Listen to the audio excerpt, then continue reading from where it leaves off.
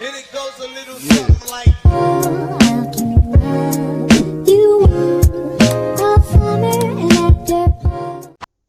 Menstruasi adalah keluarnya darah dari vagina. Darah keluar bersamaan dengan lapisan dinding rahim yang luruh. Dinding rahim luruh karena tidak dibuahi.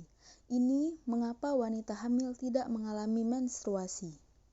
Lebih dari itu, menstruasi bagian dari siklus bulanan wanita. Proses kesuburan ini disebut siklus menstruasi. Siklus normal menstruasi biasanya 28 hari.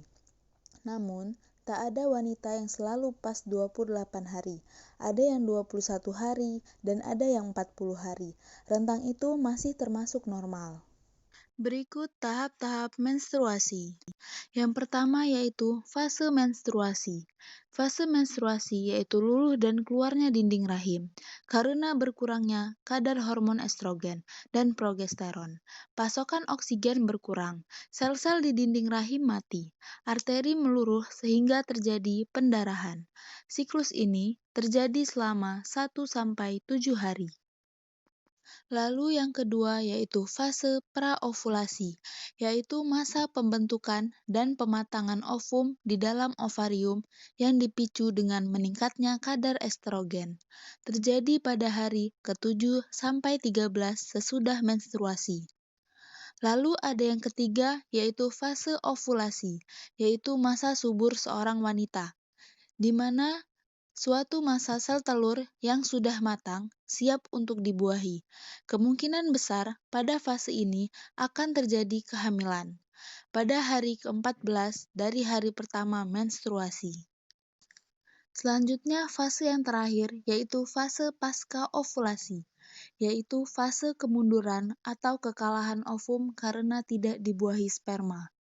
Pada fase ini, terjadi peningkatan hormon estrogen dan progesteron oleh korpus luteum di ovarium, sehingga dinding rahim mengalami penebalan untuk mempersiapkan kehamilan. Jika sel telur tidak dibuahi, korpus luteum mulai degenerasi, sehingga produksi hormon berkurang, oksigen berkurang, sel-sel di dinding rahim meluruh, dan terjadi pendarahan. Siklus menstruasi dimulai kembali. Selanjutnya, apa itu masa subur? Masa subur adalah masa di mana indung telur atau ovarium melepaskan sel ovum yang sudah siap dibuahi ke dalam saluran tuba falopi. Bila sel telur berhasil bertemu sperma dan mengalami pembuahan, maka pasangan tersebut berkesempatan memperoleh buah hati. Mengapa penting untuk mengetahui kalender masa subur? Karena peluang tertinggi seorang wanita untuk hamil yaitu saat ia mengalami ovulasi. Masalahnya, sel telur yang dilepas saat masa subur hanya dapat bertahan 12-24 jam. Sehingga sangat penting bagi pasangan untuk mengintensifkan hubungan seksual untuk memperbesar peluang wanita agar hamil.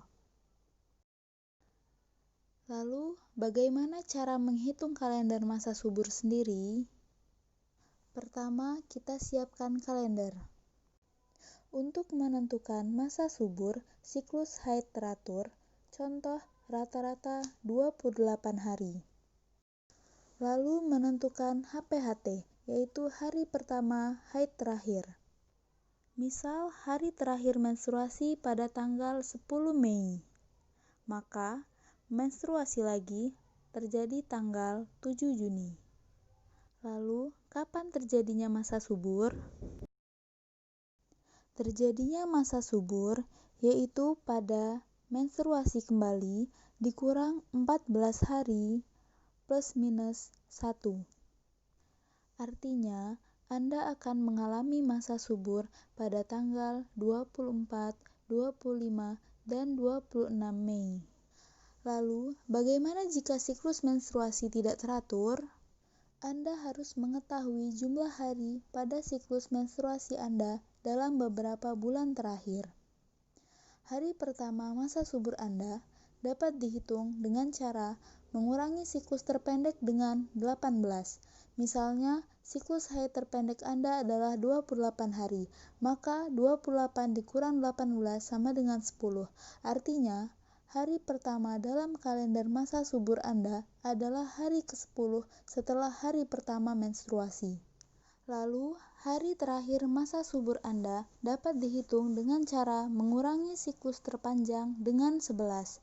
Misalnya siklus haid terpanjang Anda adalah 32 hari, maka 32 dikurang 11 sama dengan 21.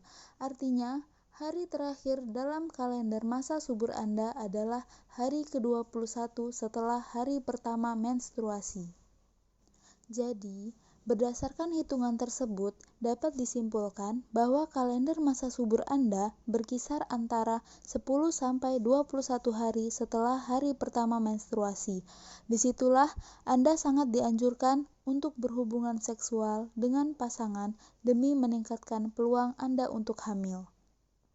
Sekian pembahasan dari saya, semoga bermanfaat. Wassalamualaikum warahmatullahi wabarakatuh.